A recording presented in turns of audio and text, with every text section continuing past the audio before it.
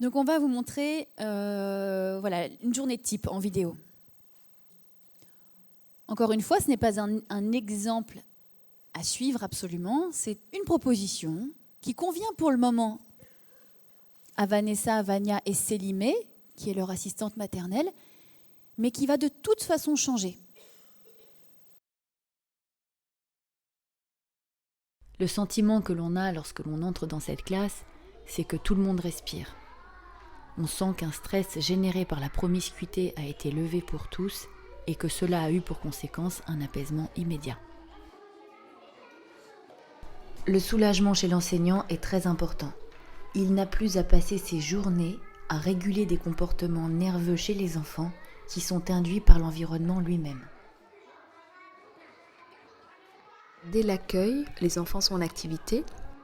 Ils rentrent au compte-gouttes. On prend le temps, quelques minutes pour parler aux parents et échanger. Mais les enfants sont directement autonomes et en activité. Les parents prennent quelques minutes pour accompagner leur enfant en classe. Et Célimé s'occupe d'accueillir les enfants et les diriger vers une activité. Donc notre assistante maternelle, Célimé. Mon rôle, en matinée, j'accueille les enfants et je leur propose des activités.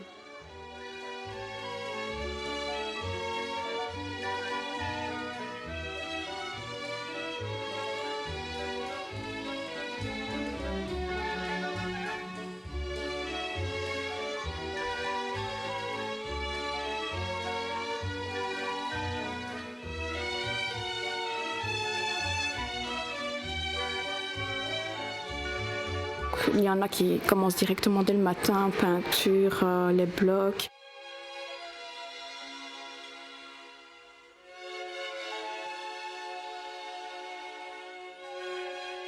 Il y en a, ils ont besoin de se reposer, donc je les laisse.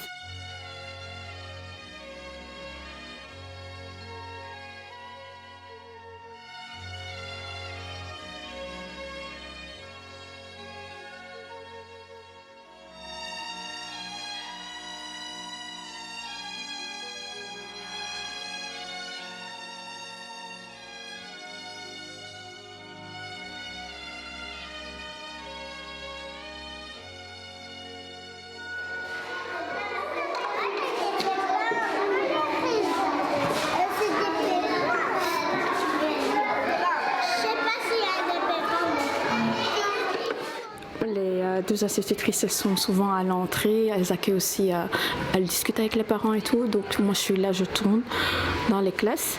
Et donc là où je vois où il y a plus d'enfants, donc je reste plus à ce moment-là, là où il y a plus d'enfants, où ils en ont besoin.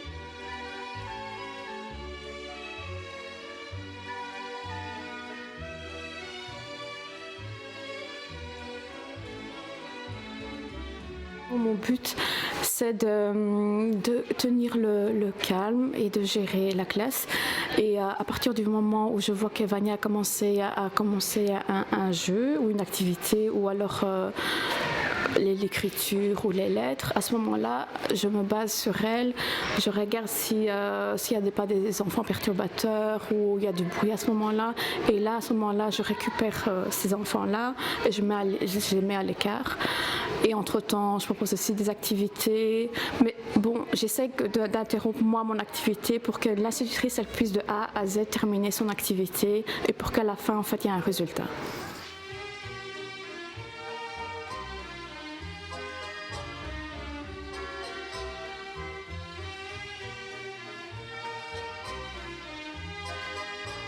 Maintenant, les portes sont fermées, donc les parents sont partis. On s'assure que tous les enfants sont en activité constructive et alors on peut démarrer les présentations. De manière générale, pendant que Vania et moi on est en présentation, Célimé surveille le bon déroulement des activités dans les deux locaux. Si l'atmosphère le permet, Célimé, l'assistante maternelle, peut également présenter une activité à un enfant. Si le désordre s'installe, Célimé suspend son activité Et l'une d'entre nous, Vania ou moi, on peut, si le besoin s'impose, l'aider.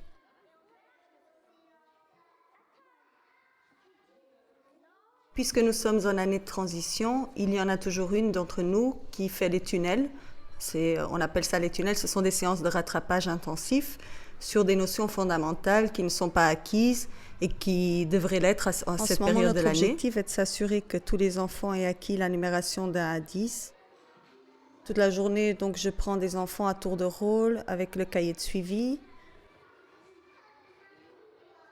Je me pose avec un matériel, par exemple les chiffres rugueux, et je fais passer chaque enfant à son tour. Je vois où ils en sont, je prends des notes dans le cahier de suivi. Et je fais ça tout un moment. Quand j'en ai marre, je passe à une autre activité. Donc ça peut être les barres numériques. Et je prends également le cahier de suivi et j'appelle chaque enfant à son tour.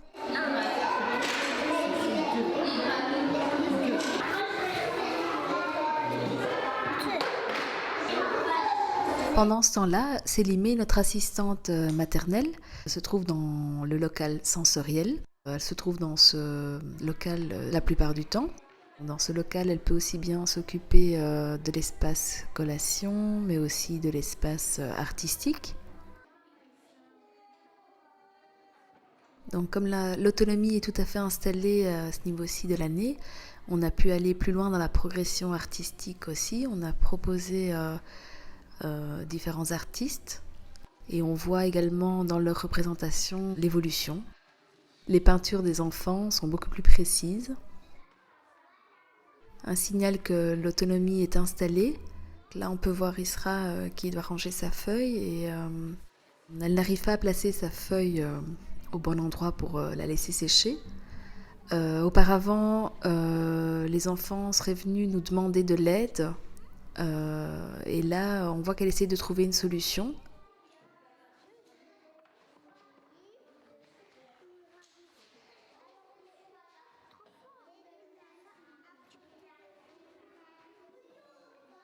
Même si cela demande du temps et de la réflexion, elle persévère et elle y arrive seule. Donc là, il y a un signal pour nous, adultes. Donc l'endroit où sèchent les feuilles est assez rempli. Donc c'est à nous à penser régulièrement à vider et à proposer aux enfants d'aller ranger dans leur casier les peintures sèches. Là, on peut voir l'espace collation. C'est un espace où la collation est mise à disposition des enfants depuis l'accueil, donc 8h30 jusqu'à plus ou moins 10h30. Et les enfants peuvent venir prendre leur collation quand ils en ressentent le besoin. Donc, puisqu'apparemment l'atmosphère de la classe est sereine, cela permet que Célimé puisse s'asseoir avec un enfant en activité.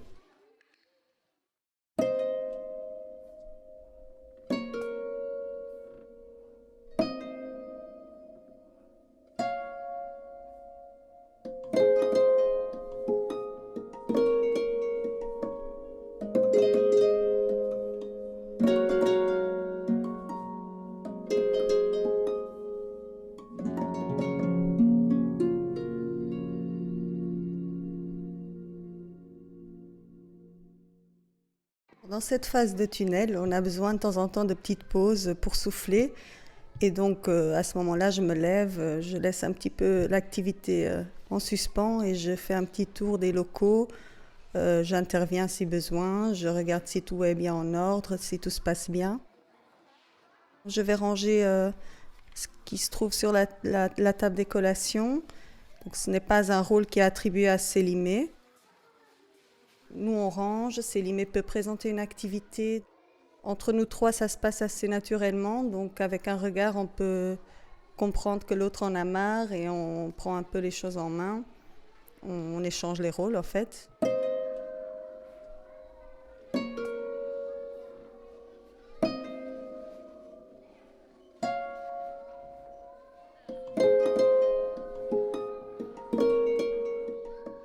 On peut voir Selman, donc c'est un enfant qui n'allait pas de manière spontanée vers des activités de cette ampleur. Petit à petit, il a pris confiance en lui et s'est dirigé vers d'autres activités plus challengeantes.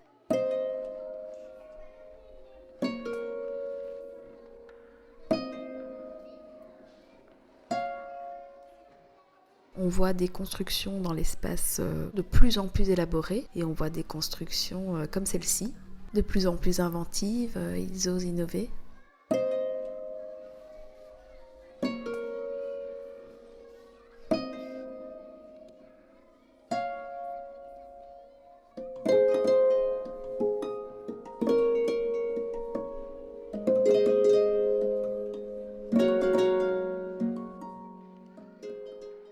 Donc après ma petite pause, je m'y remets.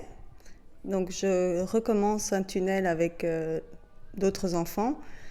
Là, je me mets vraiment dans une bulle avec l'enfant.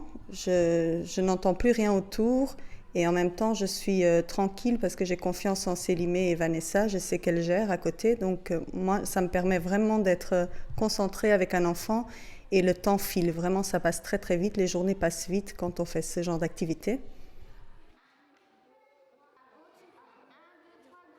Donc depuis que l'autonomie est installée, cela permet qu'il y ait une atmosphère plus sereine. Donc on a pu introduire des jeux de société. Donc auparavant, c'était vraiment pas possible. Dès qu'on introduisait un jeu de société, tous les enfants venaient autour et voulaient participer à l'activité. Je pense que c'est plus le cas parce que maintenant les enfants trouvent de l'intérêt dans les autres activités proposées et donc prennent vraiment plaisir à les utiliser.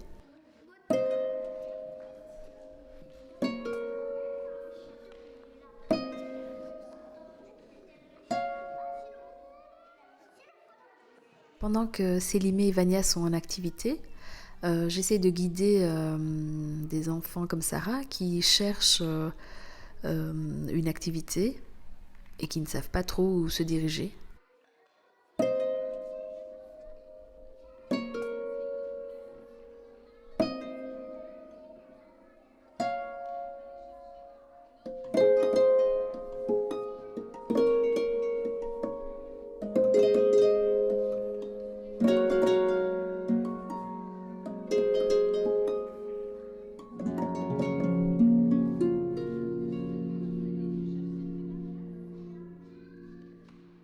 Cette année est une année de transition.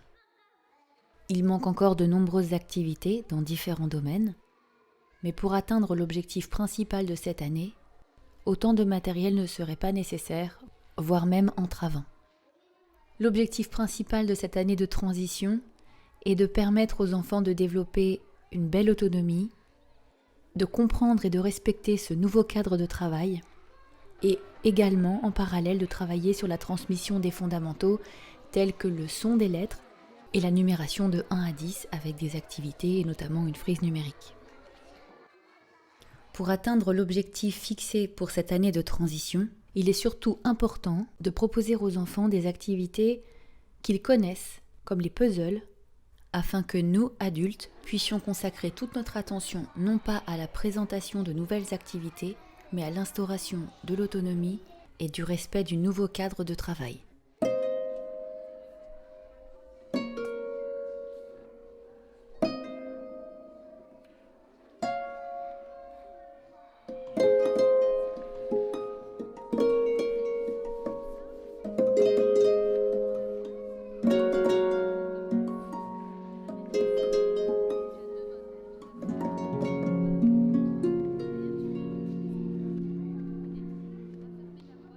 Inutile de se mettre des objectifs inatteignables en voulant réunir toute une proposition didactique extrêmement sophistiquée que les enfants ne sauraient pas utiliser et qu'ils utiliseraient dans une classe désordonnée puisque l'autonomie ne serait pas acquise. Il est vraiment important d'entendre que cette année est une année où l'on pose des fondations solides. Finalement, lorsque l'on démarre une transformation pédagogique vers un système basé sur l'autonomie de l'enfant, nous consacrons notre première année non pas à acheter une quantité de nouveaux matériels, mais à questionner véritablement l'espace, l'organisation, nos croyances. C'est à cela que sert la première année. Je me rends compte finalement que pendant 6 mois, on a pris vraiment le temps d'installer l'autonomie, donc avec des activités très basiques, et que finalement, ça a été un gain de temps parce que là, on rattrape vraiment, on dépasse même les objectifs atteints dans les fondamentaux les années précédentes.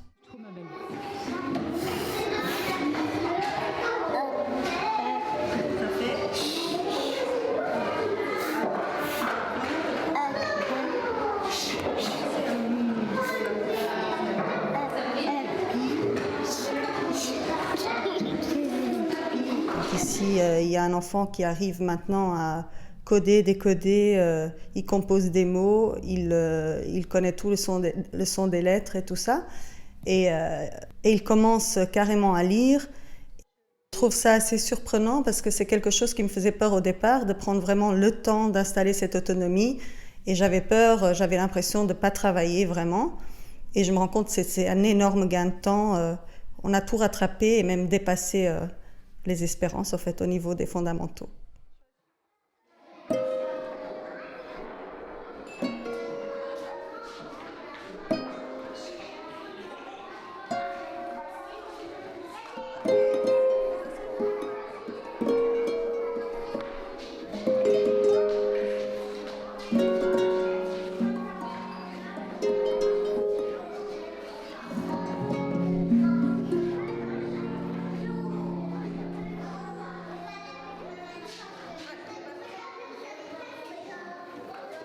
Ici, cette image pour moi est assez symbolique parce qu'il y a encore quelques mois, ces deux enfants-là me posaient vraiment problème, je perdais patience, on était toujours en conflit.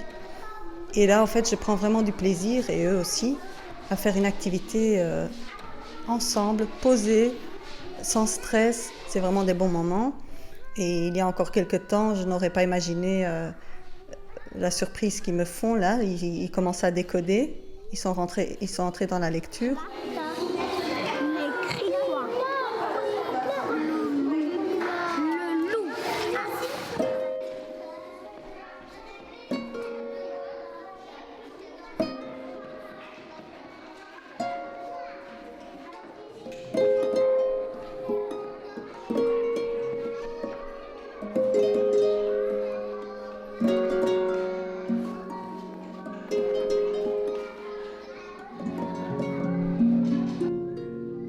Donc là, juste avant, je viens de présenter à l'enfant les chiffres rugueux.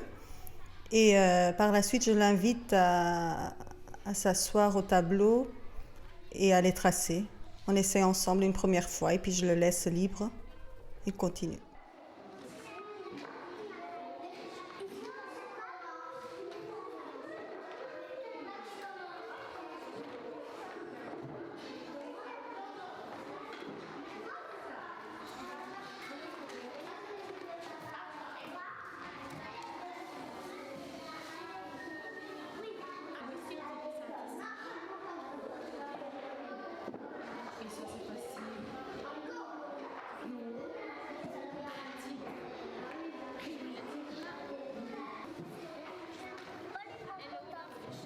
Toujours dans cette optique de travailler la numération d'1 à 10, ici je change d'activité et je travaille les barres numériques avec un enfant.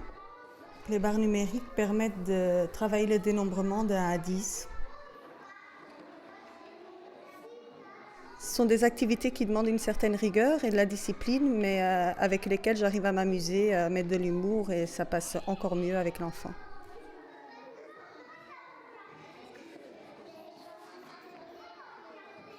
Donc pour le son des lettres, on a appris les lettres en capitale. Là, comme ils ont envie de passer à l'écriture, on propose le tracé des lettres cursives. Donc, et on les invite par la suite à tracer les lettres dans leur cahier d'écriture. Eh mais dis-moi, tu écris, ça y est? Et qu'est-ce que tu écris là?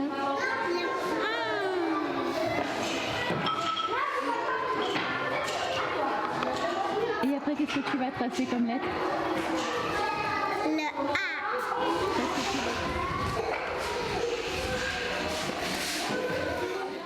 Donc là, c'est l'heure du regroupement. Donc on en fait plus ou moins 3 par jour. Donc là, c'est un moment de transition. Donc on va passer à la récréation. Et donc on invite les enfants à ranger et de venir s'installer au regroupement.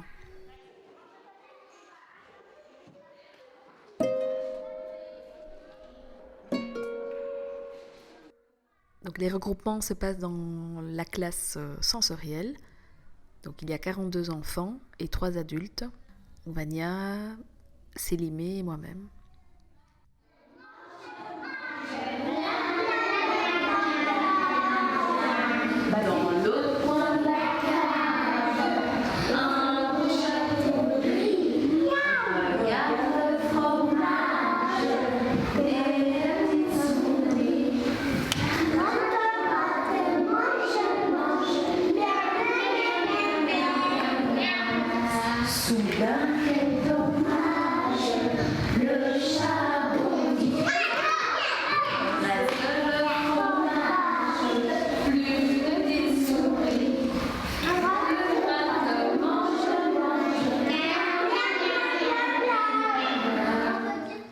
À chaque regroupement, donc on commence par faire le point sur le rangement. On regarde dans les 2 locaux si tout est en ordre, sinon on appelle l'enfant concerné et il doit aller ranger son activité. Est-ce que tu peux aller ramasser les réglettes qui sont en dessous de la table, s'il te plaît, et les ranger? On essaye de relever ce qu'on a pu observer durant la matinée. Donc essayer d'être dans la description et pas dans le jugement, afin que l'enfant ne soit pas dépendant de l'approbation de l'adulte et qu'il soit fier de ses progrès. Nassim, qui ont appris à tracer les chiffres, le 1, le 2 et le 3, et qui se sont entraînés après sur le tableau. Et Nassim qui insiste et qui veut y arriver. Très très chouette. Et Julia, elle a écrit la lettre. Alors, je vais te montrer à tout le monde. Donc, régulièrement, on essaie de mettre aussi l'accent sur des progrès qui ont été réalisés en classe. Et donc, en mettant en avant ces progrès, on a comme objectif que ça se propage dans la classe. Julia? Non. Tu te souviens? Très bien. Tu montres comment on la trace? Tu te souviens?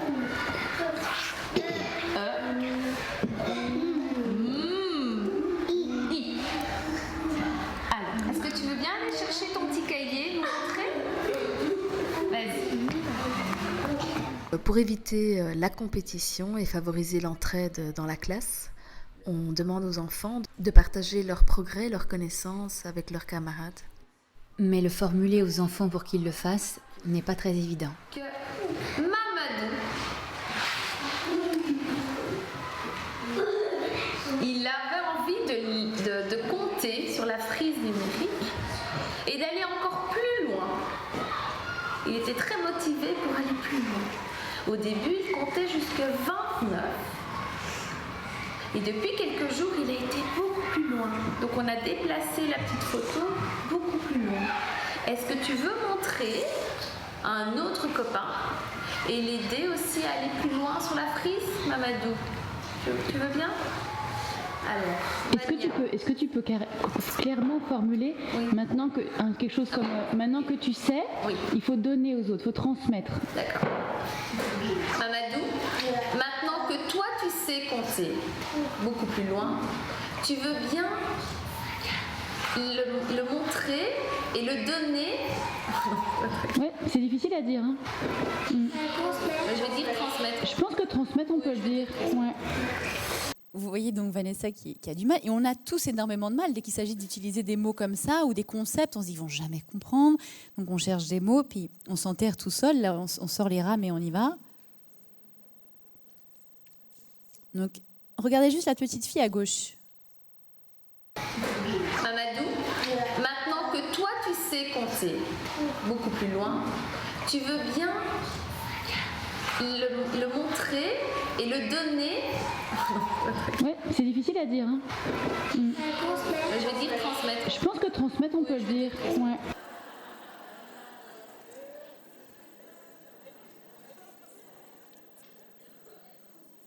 Pour eux, c'est super facile. Vraiment, toujours le problème de nos croyances, quoi. Vous vous rendez compte l'énergie perdue par Vanessa à ce moment-là? L'énergie perdue par les enfants à attendre qu'elle sorte le truc. Mais c'est tellement classique. On fait ça peut-être toute la journée sans se rendre compte. Juste, ayons toujours ça dans un coin de la tête. Quand on commence à galérer, là, sortir les rames, on se dit, est-ce que j'ai besoin en fait de faire ça ? Et après, vous allez voir en contre-champ, il y a le petit garçon Mamadou auquel s'adresse Vanessa. Et dès qu'elle utilise le mot transmettre, il dit oui.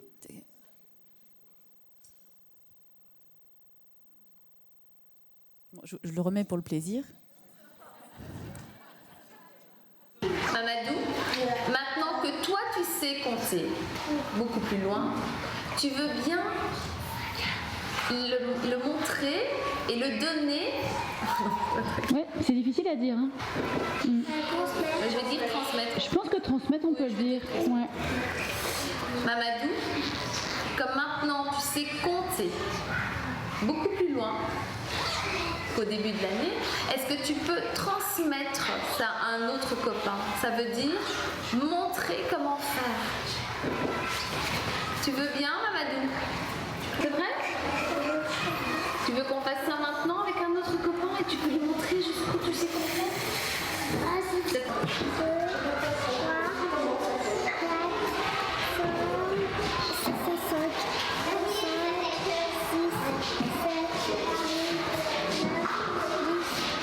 Nous profitons aussi des regroupements pour ancrer les apprentissages fondamentaux, que ce soit en mathématiques, en langage.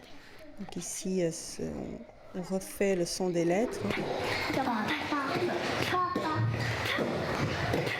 Est-ce qu'on faisait d'autres comme gestes? Avec Agathe pour le montrer. Oui. On sent l'air? Non, il sort de la bouche. Hein, quand on fait... Attention, je m'en vais. Qu'est-ce que c'est?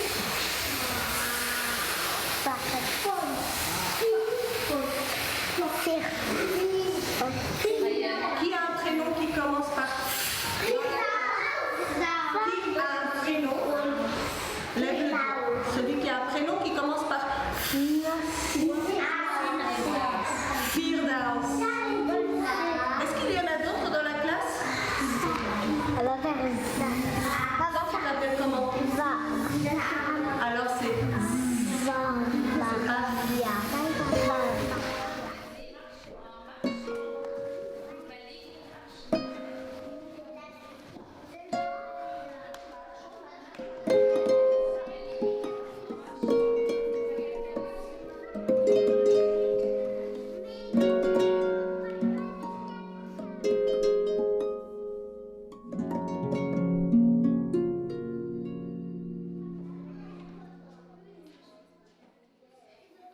Donc là, on voit Abdullah, qui est un enfant qui avait du mal à s'engager seul dans des activités.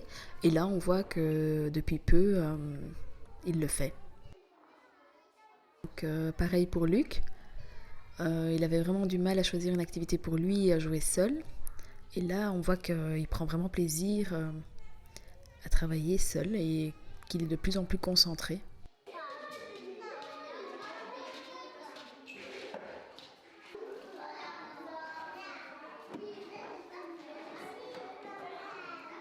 Donc là, on peut voir que l'autonomie est installée. Donc on laisse les enfants utiliser le matériel de manière libre, pas hésiter à reprendre de la colle s'ils en ont besoin, sans l'aide de l'adulte. Qu'est-ce que tu fais, Lulut ?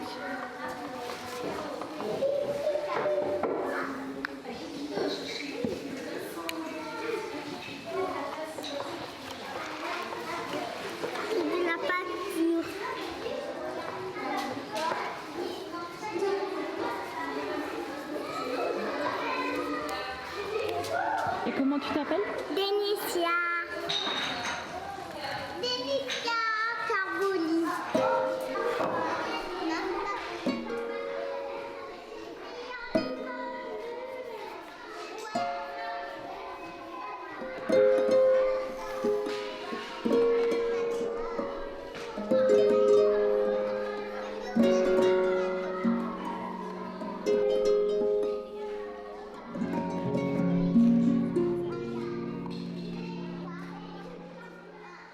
Donc grâce à ce travail d'autonomie, on peut observer que les enfants se sentent de plus en plus concernés par rapport aux activités, qu'il y a plus de concentration, qu'ils terminent leurs tâches. Et on peut observer ça aussi bien dans une activité artistique qu'en lecture.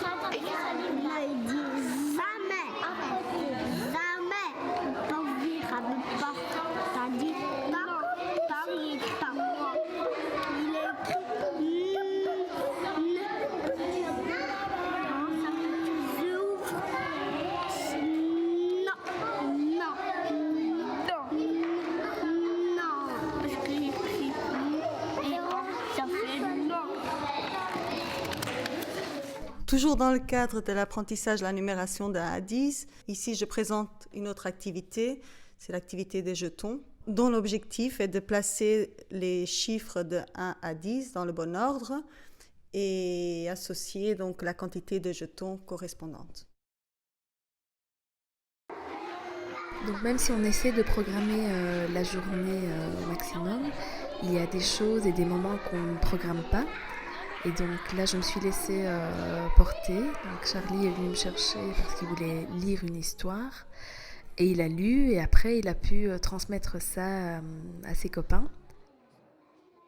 C'est un moment qui a duré plus ou moins 30 minutes.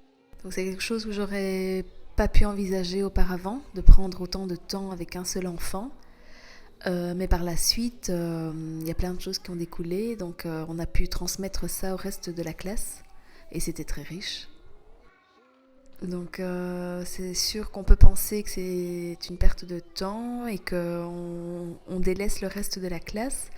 Mais en prenant ce temps, c'est vraiment essentiel pour pouvoir après transmettre et partager tout ça avec le reste de la classe. Et donner envie à d'autres de lire.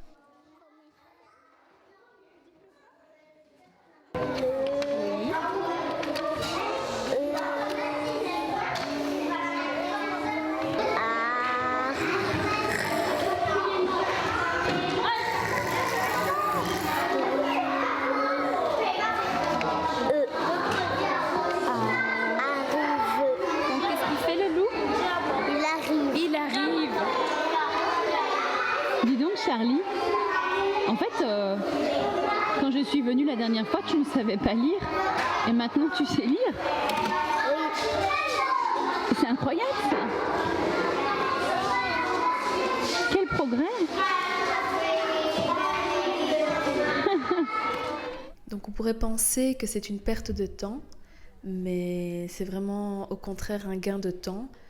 Car par la suite, on a pu partager et transmettre ce qu'on a vécu au reste de la classe et donc donner aussi l'envie à d'autres enfants de lire et de faire comme Charlie. Charlie a été très fier de pouvoir partager ça avec ses copains et de pouvoir montrer qu'il savait lire.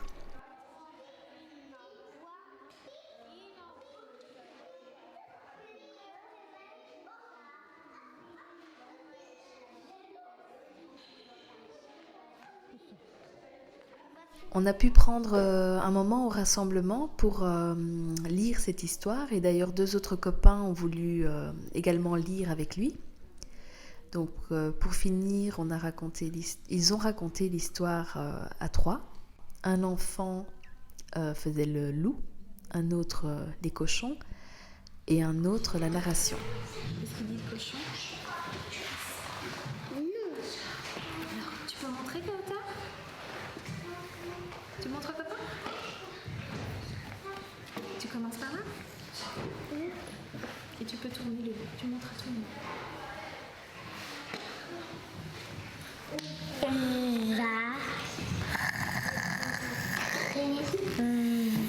Plus fort? J'arrive.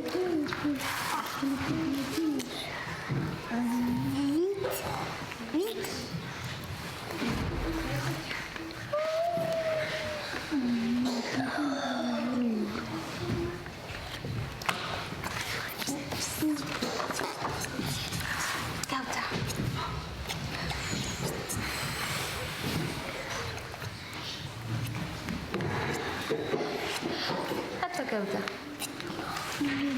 Souffler, souffler, souffler.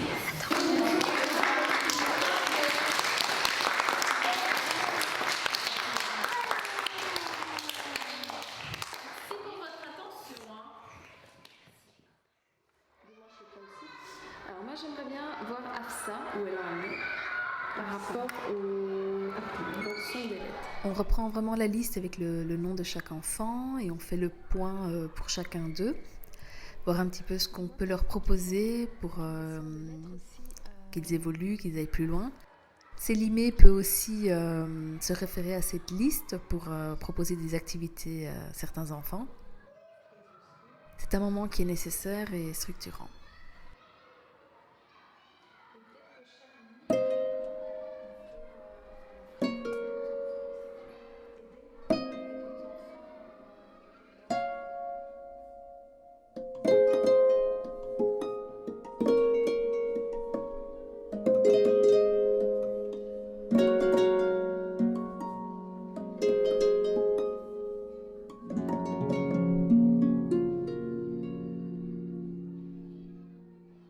Alors même pendant les périodes de tunnel, je prends le temps de m'installer avec les enfants. Ici, je présentais un nouveau jeu de société et donc ça leur permet par après de jouer tout seul. Donc il y a un enfant qui remplace l'adulte et ils font ça entre eux. Ça me permet à moi de souffler aussi, de varier, de ne pas toujours être dans les mêmes apprentissages, dans les fondamentaux. À la fin de la journée, on se rend vraiment compte qu'on a travaillé différentes matières, que les enfants ont pu jouer, apprendre de manière assez sereine, qu'il y a eu beaucoup d'échanges entre les enfants. Et nous, on a l'impression d'être beaucoup moins fatigués qu'auparavant. Parce qu'on est plusieurs à porter la classe, parce que c'est très varié, parce qu'on voit des enfants apaisés, épanouis, que nous sommes aussi apaisés et épanouis. Nous sommes beaucoup plus investis pendant toute la journée, mais en fin de journée, on se sent quand même moins fatigué qu'avant. Avec ce fonctionnement-là, ce qui est formidable, c'est que tant qu'on n'a pas la possibilité d'avoir un assistant par 20 enfants, eh bien là, on peut déjà avoir une personne pour 2 classes à temps complet. On peut essayer de trouver des arrangements comme ça. Je ne dis pas que c'est facile, évidemment, il faut la volonté de toute une équipe, de la direction et du pouvoir organisateur, mais c'est déjà plus accessible que de demander peut-être, en tout cas pour certains PO, une assistante par classe. C'est un peu plus accessible pour un apport extraordinaire. Alors attention, j'ai entendu dans les mails que j'ai reçus, on m'avait fait part de ce fonctionnement-là où effectivement 2 classes fusionnaient, mais il y avait une certaine, je pense par peur que l'équilibre dans l'effectif ne se fasse pas, eh bien il y avait un contrôle de la part des adultes dans la classe qui contrôlait les déplacements des enfants. Par exemple, il y avait, je sais pas, le groupe B ou le groupe jaune, je ne sais pas, qui, tel jour ou de telle heure à telle heure, est dans ce local avec cette enseignante. Puis tel jour, de telle heure à telle heure, c'est un autre local, c'est un autre groupe dans le local d'à côté. La porte est ouverte, il y a vraiment des enseignants qui travaillent en co-titulariat, ils travaillent sur le plein effectif du groupe, mais il y a un contrôle sur les déplacements des enfants. C'est rassurant pour l'enseignant, pour les enseignants. Bien évidemment que c'est rassurant. Mais il ne peut pas y avoir d'apaisement dans le contrôle. Et surtout, c'est quand on n'est pas dans le contrôle, même s'il faut quand même un cadre structurant et ferme que les enfants doivent respecter, c'est quand même dans la liberté que l'on voit les problématiques émerger chez les enfants et aussi les talents émerger. Si on les structure comme ça, ils ne peuvent pas véritablement se révéler dans les deux sens. C'est-à-dire qu'ils ne peuvent pas révéler leurs vrais problèmes, ce qui leur pose problème dans leur comportement. Ils ne peuvent pas révéler ce qu'ils aiment, ce qu'ils sont, où ils en sont. Ils ne peuvent pas. On est encore en train de les contrôler. C'est de la fausse liberté, quoi. La liberté conditionnelle. Et puis, ça veut dire quoi? Ça veut dire que là, pour le coup, je trouve que c'est très contre-productif, parce que dans notre volonté d'offrir un environnement physiologique, un des leviers sur lequel on doit s'appuyer et qu'on doit respecter, c'est la motivation endogène. On doit chercher ça, absolument. Ça va être la boussole intérieure, le moteur de l'enfant. On avait beaucoup parlé de ça. Or, si on commence à faire ça, on déconnecte l'enfant complètement de ça. On va lui imposer, ok, lundi, mardi, il ne faut pas que tu aies envie de faire de maths. Hein. Non, c'est rassurant, mais c'est vraiment entravant. Je vous invite véritablement, quand vous vous sentirez capable de le faire, de lâcher ça. Et de voir. La meilleure façon de se libérer d'une peur, c'est de s'y confronter. Hein. Essayez une matinée, en lâchant l'idée des groupes de couleurs. Ou de groupes de je ne sais quoi. Juste oser faire ce qui vous fait peur. Et voyez, décidez ensuite. Et surtout, on perd aussi les bénéfices de la fusion et de la libre circulation dans l'espace qui amènent un apaisement chez les enfants. Je fais un peu de maths, un peu de ceci, de choses un peu qui demandent beaucoup de concentration. Puis après, je vais m'aérer l'esprit en faisant des choses plus artistiques, la construction, aller papoter au coin collation. On perd ça. On perd cette chose très harmonieuse, très organique et naturelle chez les enfants. On perd ça. Donc vraiment, attention à tout notre petit vélo mental d'adulte qui, pour se raccrocher aux branches parce qu'on perd nos repères, on fait quelque chose qui est contre-productif. Alors qu'on a fait tout un travail de mise en place de 2 espaces. Bon, peut-être qu'aussi, pour certains, ça peut être une transition pour le temps de se rassurer et d'y aller. Mais je pense vraiment, en tant qu'on a fait ce chemin, autant y aller, quoi. Ne restez pas au stade de la transition.